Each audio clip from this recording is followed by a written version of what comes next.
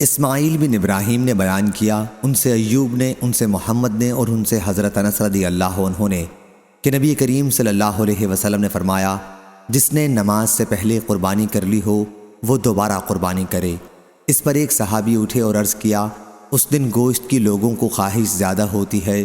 پھر انہوں نے اپنے پڑوسیوں کی محتاجی کا ذکر کیا، جیسے آن حضرت صلی اللہ علیہ وسلم نے ان کا عذر قبول کر لیا ہو۔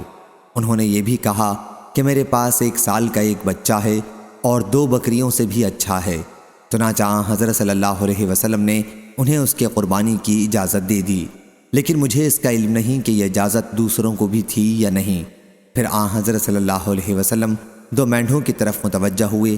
ان کی مراد یہ تھی کہ انہیں آن حضرت صلی اللہ علیہ وسلم نے ذبح کیا۔